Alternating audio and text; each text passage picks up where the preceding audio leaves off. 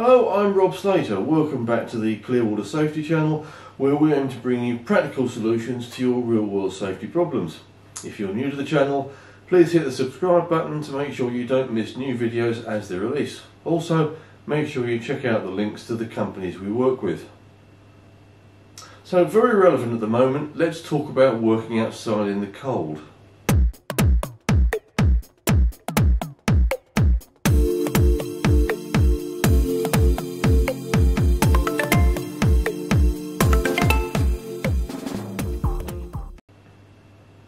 So, well, we can't do much about the weather apart from complain.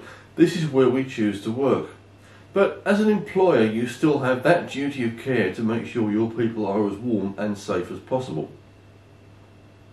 The Construction Design and Management Regs, CDM, require reasonable workplace temperatures for indoor areas of construction sites. Now, where the working area is outside, well, obviously you can't do much about the actual temperature, but as an employer you must provide reasonable protection from adverse weather. It has been proven that working outdoors in cold or hot environments for long periods of time can affect workers' health if the risks have not been properly managed. The weather or the temperature can also affect a worker's ability to keep safe, for example when handling machinery. Basically it just fogs the brain, so you just stop thinking clearly. People feeling uncomfortably hot or cold are more likely to behave unsafely. Their ability to make decisions and or perform manual tasks deteriorates. For example, they may take a shortcut to get out of the cold environment faster. A worker's ability to concentrate may start to drop off, which of course will increase the risk of errors. As an employer, you should be aware of these risks and make sure the underlying reasons for the unsafe behaviours are understood and you actively work to prevent them. There are simple actions that you can take to help protect your people who are working outdoors. Ensure the PPE that you provide is appropriate. Maybe you need to provide them with thermal clothing, coats, hats, gloves or socks. Provide mobile facilities for warming up. Make sure they have access to soup or hot drinks. Think about introducing more frequent rest breaks. And make sure the workers themselves can recognise the early symptoms of cold stress, such as a cough or body aches. Do this through toolbox talks. Moving on to thermal comfort. Well, what is thermal comfort?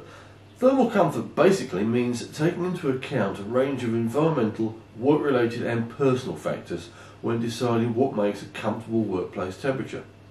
Why is it important? Well, as I already said, people who are feeling uncomfortably hot or cold are more likely to behave unsafely, with the resultant potential for accidents.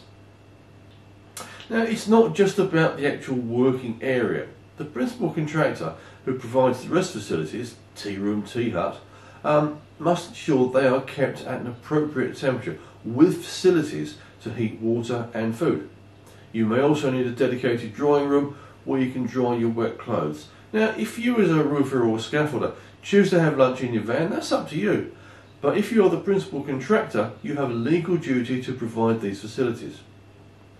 When I was on the tools a long time ago, I was once on a site where the site manager used an empty container as the tea hut. No light, so we couldn't shut the doors, no power, no heating. Just a couple of wooden benches to sit on. But of course his office was nice and warm.